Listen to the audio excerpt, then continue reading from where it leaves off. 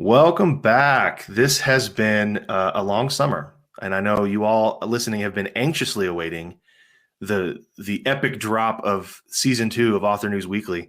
I am not the host. RA is not going to be the host on this episode because there's been some changes. Nothing bad. We didn't kick him off the show.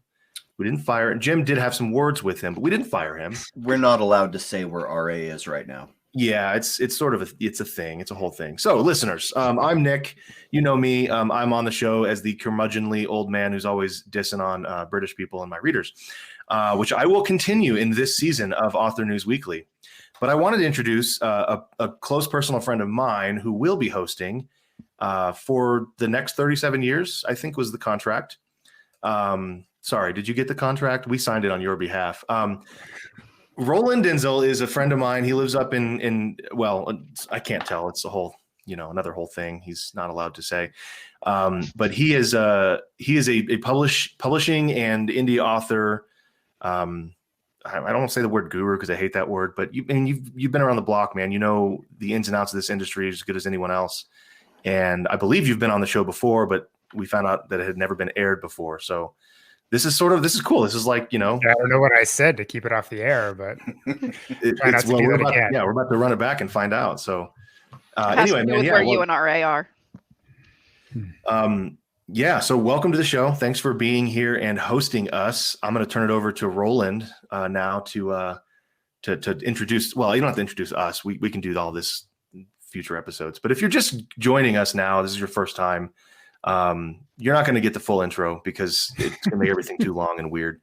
But I'm Nick. I'm here with Jim. We've got Pippa, and of course now our new host Roland. So welcome to the show. Thank you all for having me. It's great to be here. Yeah, Roland Denzel. If you've probably seen me around, and I hope to see you all around even more. Thanks for having me. This is great. Yeah. So we're not going to do introductions. I know you always do. Yeah, it's fine. We'll do next week. We want to. Oh wait. There's one thing I have to do first, and it's this. What?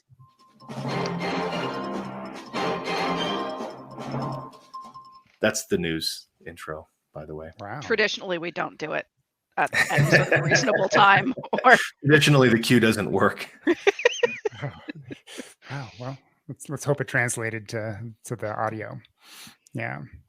Well, thanks everybody. I wanted to jump right into one of the things that I've seen around. It's been shared in a lot of groups recently on Facebook and on Twitter, and it's an article that talks about the big news that Barnes and Noble is not going to be stocking as many hardback books or as many middle grade books.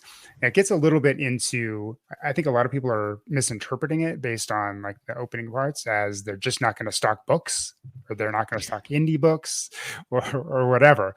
But if you read into it, James Daunt, the CEO of Barnes and Noble and Waterstones, as last couple of years implemented some policies where they're really trying to look at what sells and what doesn't, and shocker, trying to stock books in their stores that actually sell. And people are getting, can I say butthurt on the show? You just did. That's not either, folks. People are getting butthurt both on the indie side and on the traditional side. What do y'all think about this? Well, I for one support Barnes and Noble's commitment to actually selling books at this point. That seems that's a nice change of pace. Maybe they'll make their website more searchable too. Discoverable. Yeah. Let's not get ahead of ourselves. Well, to be fair, their bobbleheads and things that they sell do usually have words on the packages, so we can read those. I heard this over on Twitter, which unsurprisingly takes a different tack most of the times with anything, including news like this. I agree with Pippa. I think Barnes and Noble seems to be kind of homing in on their, hey, we actually sell books, let's do more of that kind of message. And this is potentially unfortunate for the authors who won't be stocked in hardcover, but largely better for authors because the idea is to sell more books. I don't know how much we need to go into the Twitter side of things, but the claim that I saw was that this was a racist move by Barnes and Noble. I don't know if you guys had seen that. I mean, I did see that. It makes any of these, so it's based on very sound psychology. The less options you have, the more people are going to buy. It doesn't go all the way down to zero, but there is too much choice. There's a point of too much choice. But like most of these changes, because of the way the publishing industry works, it is going to much more disadvantage newer authors and authors from historically marginalized groups. It just is. From a percentage basis, right? Yeah, that's not, I mean, that's partially because the way traditional publishing assesses sellability is completely borked. So that's not necessarily Barnes & Noble's fault, but I mean, there was a reason that a whole bunch of demographics took off when self-publishing came in, because we'd been told for years that certain things wouldn't sell, and it turned out they do. Right, you, Jim? This is really all very completely opposite of what I thought was going to happen. I don't know if I ever made this prediction on the show, but I thought that the trade paperback, the middle class of books, was going to evaporate, and you were going to have ebooks on the affordability scale, and then you would have hardbacks for the collectors, and that trade paperbacks were just going to go away. But it appears that that's not what's happening. And Daunt is doing a very smart thing by saying, hey, let's stop returning so many unused books and just, buy cheap. If we want bulk, buy cheaper paperbacks. And for the hardbacks, just buy the ones that are going to sell. And I find it's very curious that hardback middle grade books are selling so well. I don't know, is that from teachers buying editions for schools that they want to last a few years? Is it for parents trying to instill a love of reading in their kids by giving them books made with cardboard instead of paper? I don't know. I'm not sure. Isn't that the category that he said they were going to stop stocking as much? Yeah, stop less of. Oh, less of. I misunderstood that then. Yeah. To your point though, Jim, like I think trade, I mean, we all know trade books are cheaper to print than hardback books. And therefore, it's not necessarily true that there's more profit margin in trade. While that's true for me, it may not be true for these guys, shooting out thousands and thousands of copies of hardback books. But I think to the end user, if you're just looking for a book and you don't like ebooks for whatever reason, you don't do the ebook thing, and you don't want to shell out $35 for a hardback book, the trade still makes sense. So I think you're right that we're seeing, more people who are going to books are saying, I just want the trade paperback. I don't want to spend $30 on something I may not like, or to have as a collector's item. What I'm noticing, or maybe this has already happened, but it seems like the mass market industry is shrinking quite a bit. Like I don't see even those bargain book bins at the back of grocery stores by the pharmacy section where it's like dark and they don't keep the lights on, those are like even hardback books that were printed, 20 years ago and just sit on the shelves. You don't even see you walk into the dime store or whatever, and there'd be like a rack of mass market paperbacks. Mm-hmm. They just don't do that as much anymore. And I'm wondering if it's because everything's just sort of consolidating once again back to trade. And then because you have ebook, and then of course, every now and then there's a vanity version, which is hardback. I mean, you got to think that because it seems obvious that ebook should be the most profitable, in a way to circumvent the supply chain. These bookstores must have some way that they're making money on the shipping, and they're making money on the stocking. Is the only reason why they're sticking to these traditional outdated sales methods has got to be they're making money on it somehow. And absolutely. And well, that's just the thing, right? Like we know that in the industry, these bookstores and retail chains can send their books back at no cost to themselves. They don't even have to pay shipping. The publisher has to handle that, or the distributor. Mm-hmm. And which is wild to me, because it's the only product I can think of that's true. And I think there's definitely a good old boys club. There's some gentlemen's club going on with trade publishers and retailers, which is how it's always been. And I've always said this kind of tongue in cheek, but I really do think it's true. Publishers aren't in the business of selling books. They're in the business of selling dead trees. There's just such a large infrastructure that's been there for 200 years now of printing dead trees and then selling them to people, that to the upheaval of not doing that anymore and going to ebooks would not just destroy these publishers, but the retail chain that relies on them as well. Yeah. Agreed. And to say that publishers do not sell to consumers, publishers sell to bookstores. That's their market. And so a lot of the distortions that you see that you're like, why are you pushing this? Why are you doing? Makes a lot more sense if you view that as and I think that's like Pippi, you bring a good point. I think that's why a lot of so many books get returned from the bookstore back to the publisher, because the publisher does a great job of selling the book buyer of the store. Hey, your people you need to stock this for all these different reasons. So they buy a bunch of them, put them in all the stores. But then when it doesn't resonate with readers, they just sit there, and before 6 months are up, they're like, oh, we better send these things back. And and that shows up on the author's bottom line. Sometimes as a negative, because sometimes the environmentally conscious authors sometimes say, well, I want them to be shipped back and returned. I'm willing to pay for that. They don't realize that if every store bought 2 books and they ship those 2 books back, that is one shipping cost for every store. So you could have like 400 stores, $10 shipping each. That could be like way more than they actually paid for the books to begin with. And they're not shipping them back in solar powered electric cars either. I mean, no, they're shipping them back to the warehouse, and then the warehouse. Well, what do you want us to do with these? Do you want us to ship them to you if you're an indie author, or do you want us to ship them to the publisher if you're a traditionally published author? Yeah, it's not good. So I think no matter what the motive is, I think people are upset mostly because there's a dream of seeing your book in a bookstore, which I've had too, right? I was blessed to see my book in a bookstore, but a lot of them came back. So I got a negative, right? And then, so it is sort of a dream to be able to go into Barnes and Noble and like, oh my gosh, take a picture, take your book and put it in the bookstore and just leave it there. I would never do that, but why? It's like reverse stealing.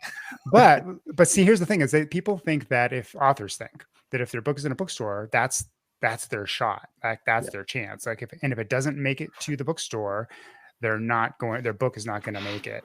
And I feel like that's such a small part of it. If your book's not going to make it, it's not going to make it if it went to the bookstore, right? Unless it has a ton of marketing behind it. And your book, 2 copies or 10 copies of your book showing up in Barnes and Noble is not enough to do it, unless your publisher also paid to put it on the front table, or you get a lot of buzz and people are coming in looking for it. Because very few people go into the bookstore and find a brand new author in that back rack somewhere. The odds are just so low. Right. Yeah. Cool. Wow. So now that we're all depressed. I know. Well, I mean, I don't want to say that it's like a positive that you're not in the bookstore, but I mean, it's like if somebody wants to be in the bookstore, your best shot at being in the bookstore is to make a relationship with your local bookstore, even if it's a Barnes and Noble, because Barnes and Nobles often have a place or will allow local authors to be in there, at least for a trial period. So if you want your book to be in a bookstore, you want to have your Instagram moment with it or your book talk moment with your book in the bookstore, I think that's a great way to go. And because you're local, you're actually more likely to sell it because you can tell your local fans that it's there, and hopefully they'll go buy it, and that'll like chain reaction. There's a guy here in Colorado Springs. I don't know if he's still around, but many years ago, beginning of kind of indie publishing, he wrote a book called, I can't remember what it's called, actually. I should find it, but it's very good. It's about how he sells in person at Barnes & Noble specifically. And at the time, Borders and all that, but he would go in and he develops a relationship with the manager of the store. And he says, I'm going to be here. And he actually stands up the whole day. And people walk in and he's like, hawking his book at people as they, come in the door. And it works. And he sells really well. And so I reached out to him and I was like, hey, I'm thinking about doing this here in town. Like, you're here in town as well. So I know that you're talking about the 2 Barnes and Nobles that we have in town. And he was like, oh, don't go to the one by by this mall. And I was like, oh, why not? And he's like, oh, the manager hates indies. Absolutely hates indies. You'll never get in there. The other one's great. So it does depend on the Barnes and Noble. It does depend on the location and the person who's actually getting you in there. Which I think is insane. I think it's absurd. I'm like, it's a book what is this taboo against, I did it myself and got more than 10 cents per copy. So therefore I'm not worthy. So you must be punished. Yeah. But I guess that is a good segue into books that only sell a dozen copies, right, Roland? Yeah. You've all heard of Penguin Random House, right? Simon and Schuster, and you know about the big merger that may or may not happen, right? Are these companies, these businesses? Yeah, they're part of the big five, possibly the big four. And the part that somebody said is, well, if these two merge, it's almost like it's going to be so big that it'll be the big one and the other three won't matter. But that's for another article. This particular one, it's interesting because there's a trial. The Department of Justice has taken, Penguin Random House to trial to sort of to stop this merger, or to at least look at whether the merger should be stopped. And the most interesting parts to me are the weird statements and reactions from the publishing companies themselves. Now, we don't know how much of it is they're trying to obfuscate the situation, to use a big, I don't hate to be condescending and talk down to you, but obfuscate, confuse, muddle the situation. But they're saying they're making very bold statements like, you don't have to worry about this merger because the biggest danger is indie authors. And here's Brandon Sanderson that sold $40 million. And like that's the biggest danger. If all the indies do that, we're, And didn't one of the CEO of Random House was on the stand or whatever it's called, and said, we don't actually know how to sell books. It's all random. That's why we're the Random House. I think that's a direct quote. I believe that's a direct quote. Yeah, I don't know that he used the Random House thing, but I hope he did. I think he did. I'll look it up. Well, yeah, you keep talking. I'll look it up. I'm pretty sure that's a direct quote. So in this article, it's Substack. It's Countercraft. Lincoln Michelle. I don't know how to pronounce the last name there, but my apologies, Lincoln.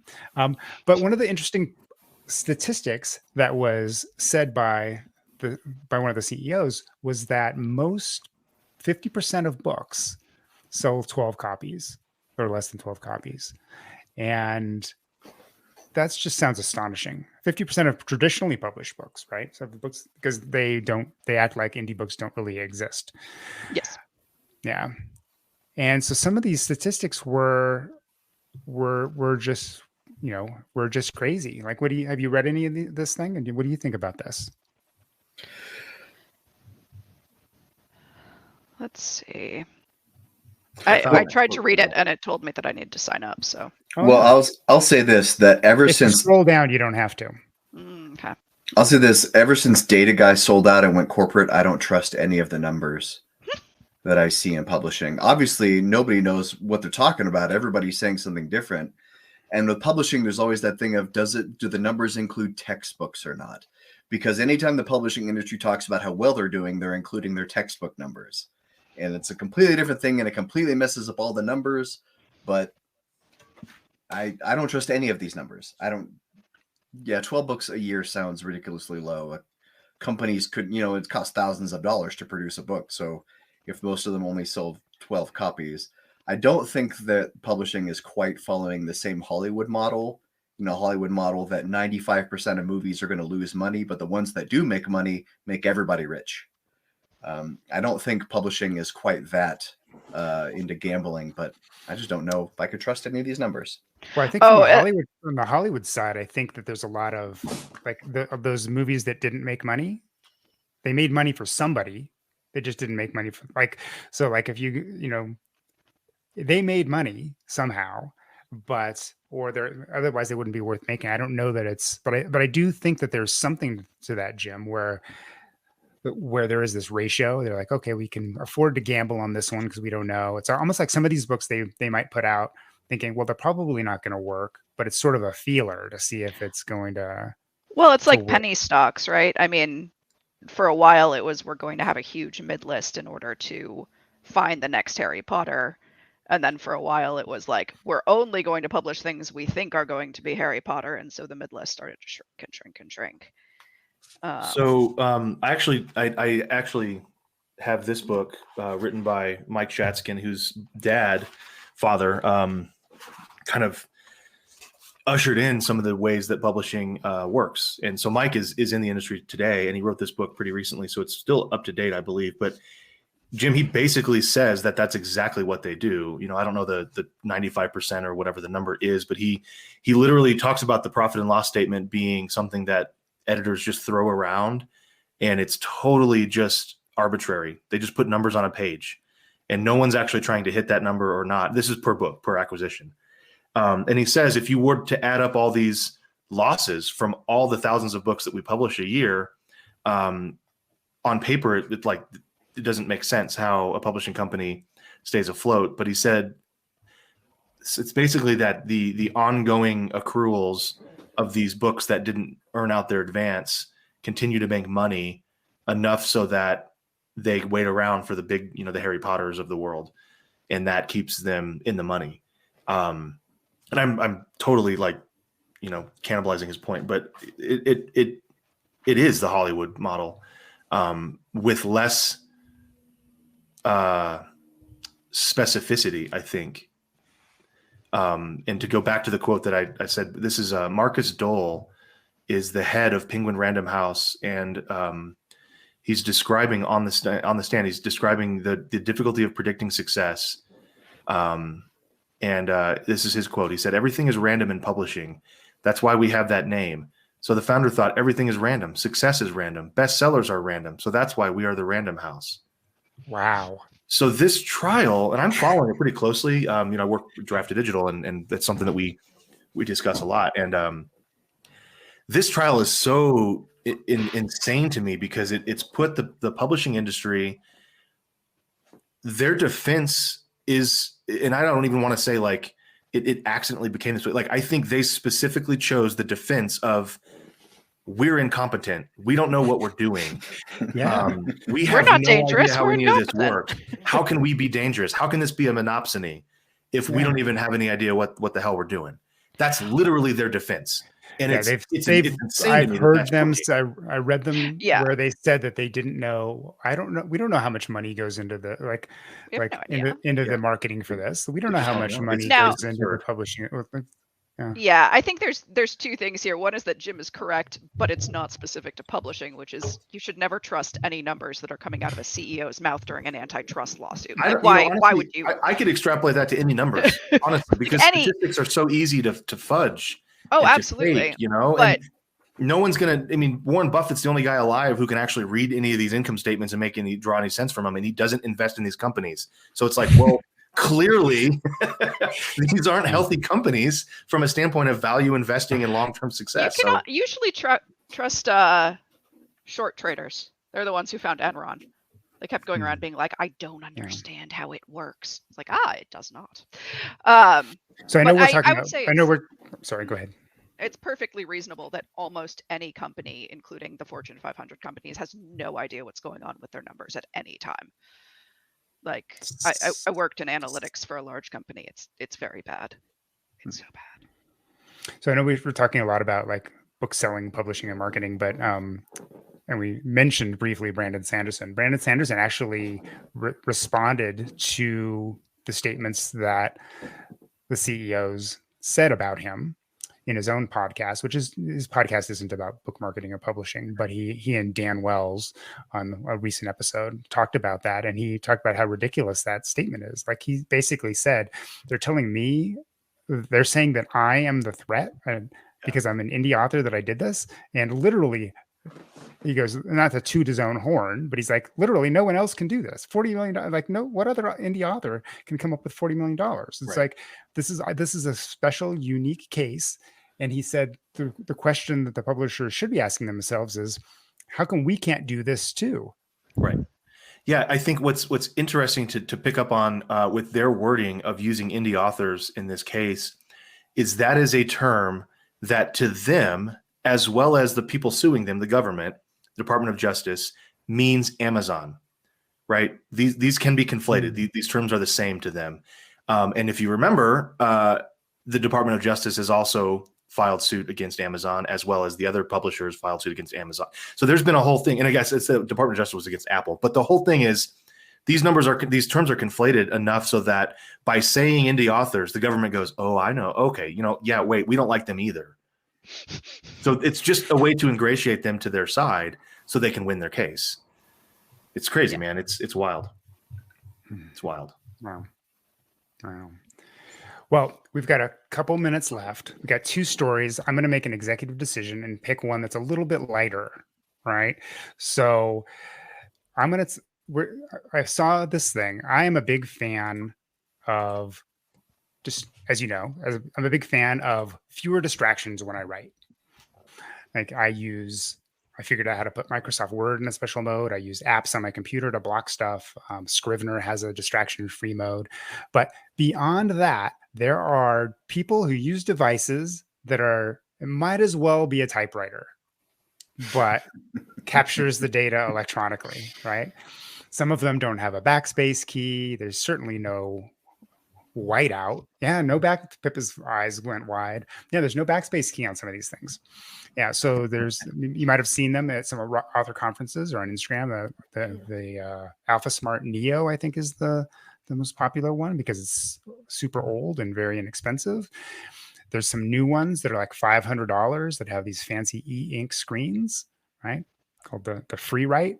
But there's this new one by the company Freewrite that's just been announced, and it's called the Freewrite Alpha, which is a dedicated distraction-free, I'm using air quotes, despite the fact that no one can see them, distraction-free writing device. What do you guys feel about these? I just signed up to get alerts. I want one so bad. I'm more like I'm like the guy who could give a talk on productivity, but I'm like the least productive person I know. Like I'd be like, oh yeah, I know that app. I downloaded that app, and then I forgot to download it, so I downloaded it again.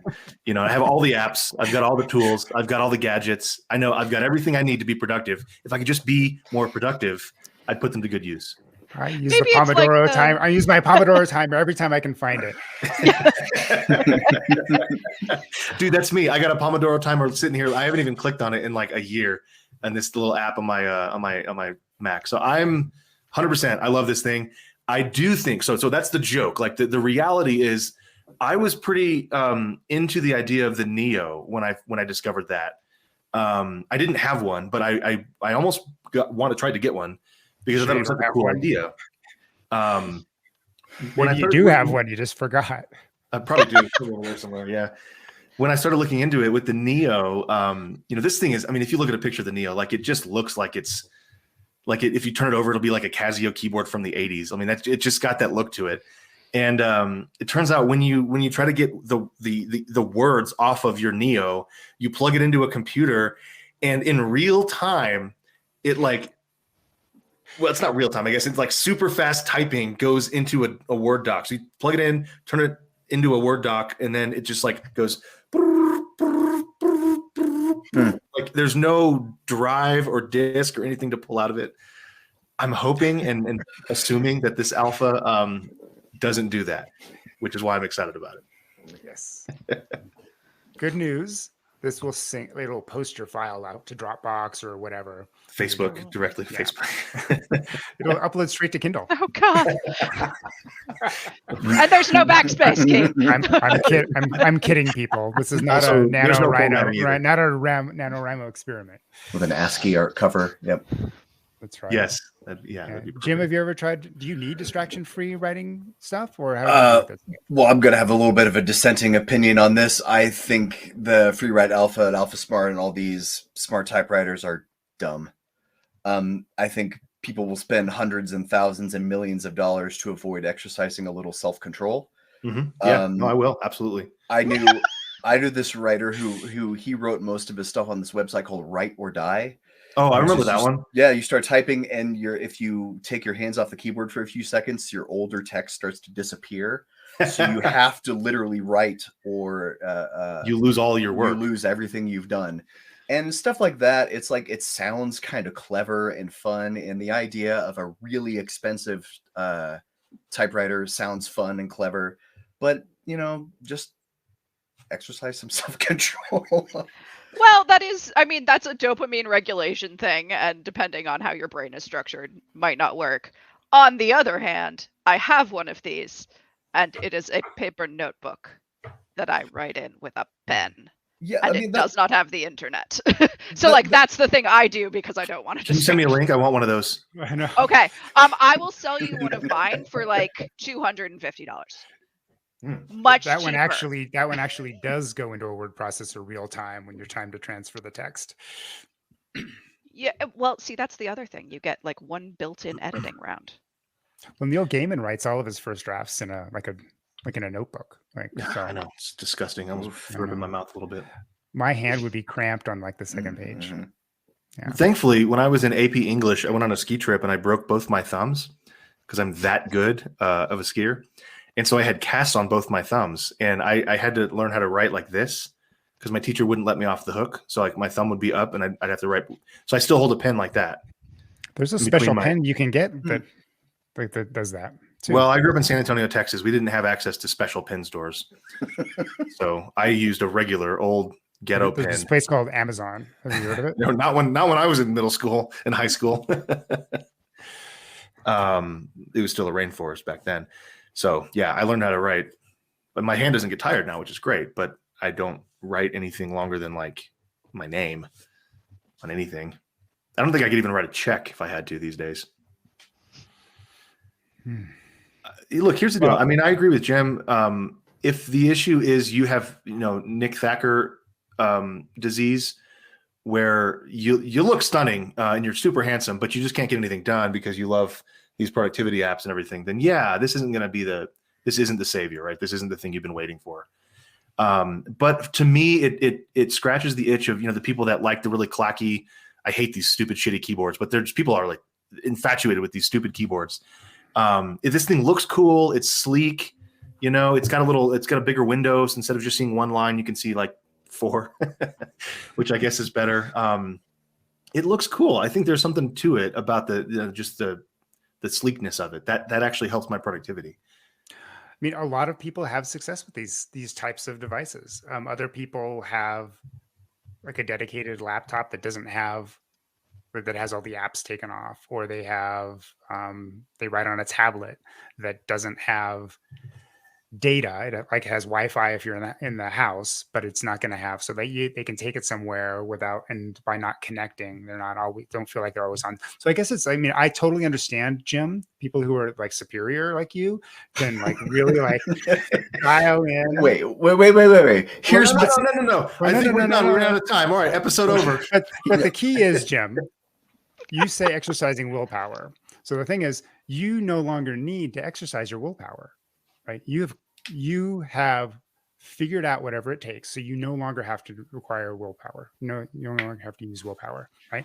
But when you try something new, you have to use willpower for a while. So the thing is that a lot of us, I'll say, like need willpower in certain areas, but it only lasts so long.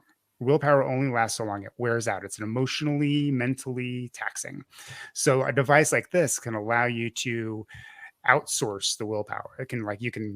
I don't know longer, if I'm out at a coffee house and I have this thing that can't connect to anything, then there's no reason to even use willpower. And here's my argument. You spend $300 for a typewriter that can't connect to the internet, but wherever you are, you're still going to have your phone in your pocket. So it's not like the internet is gone. At any time, you could reach in your pocket and take out your phone and have the internet. At any time, you could produce a distraction, even if it's not available on the keyboard. Blah, blah, blah. Yeah, but here's the deal. There are some people. I know Michael Larone has written an entire book on his phone with his thumbs. I could never do. I would rather chew my thumbs off and die. Or break them on a ski trip. Break them on a ski trip. Yeah, I wouldn't be able to feel it because whatever. but I think there's a case to be made. Like this distraction-free thing is, if you're like, hey, I'm just going to go to the coffee shop for a couple hours and get some writing done, and you take your laptop, what Roland's talking about is true. Like willpower is a finite resource that we run out of every day. And in order to build a habit, eventually we don't use willpower I don't use willpower to write my books. I use discipline, right? Because I've moved past the willpower phase of how to do it. Now I just do it. This could help me get to the phase where I'm just doing it. I'm just going to go to the coffee shop and grab my distraction-free typewriter. Sure, I have my phone, but I'm not ever tempted to write a book on my phone. What my phone is in this case is something to pull out and check Facebook and take a break for 5 minutes. And then, well, this is boring. Okay, put it down and then get back to my non-laptop. So I don't know. I mean, I hear both your points. I think you're both extremely wise and super handsome. I am right. I'm not even sure what your point is. But we should make this a video podcast. Just the listeners know that looking. My opinion, as always, is the correct one. It's really nice of him to allow the other people on the podcast. It really highlights how right he is about. Yeah, things. it's sort of it's like inviting somebody on like a talking head news show. It really just makes everyone else's opinion that much easier to understand. I've invited you guys on to make me look really good. Good job. I think we're out of time. Yeah. This is great. So I am also going to use my $1 to reserve my slot for this Freewrite Alpha, but I'm just not going to admit it to anybody. Oh, especially not to Jim. Sure. And definitely not on public media that will be released. That hundreds of thousands of people download every week. I didn't see that there was $1 they're asking but for. I'll just be enjoying that extra $400 to spend on whatever I want. Well, if you reserve your Alpha today for $1, it knocks $100 off your MSRP of $349. So $250. You can get this thing for $250 before shipping. Shipping's probably another $100. Goes back up to $500. Yeah, cool deal. Thanks everybody. This has been great, and thank you for joining us for Author News Weekly. Weekly. I wondered if he was going to say some other show. Wizards and Wordslingers. So where you can find me at, my name is Roland Densley. You can find me at indestructibleauthor.com. And when you guys want to go around and share your names and whereabouts? No? Jim is shaking his head. Can't find we'll me be on the internet. mysterious. Can't. I am eminently Googleable. Not hard to find at all. I'm still working on, I want just Nick. If you just type Nick into Google, Nickelodeon shows up, but I'm working on getting myself to be that #1 spot. So talk to Kevin Tumlinson. He was able to get Dr. Kevin Tumlinson. He was able to get D to show up at the top of Google when the name itself is Drafted Digital. So I'm sure he can help you, Nick. Yeah. Okay. I don't like that guy. I have 2 pen names, Moira Katzen and Natalie Gray. We'll put links in the show thing. Between that and my name being Philippa, I'm just not all that easy to Google. Once you find one of them, though, if you can spell any one of the 3, then it starts to get easier. Excellent. Great. Well, thanks everybody. Sweet. We'll see you next week. Bye. Next week.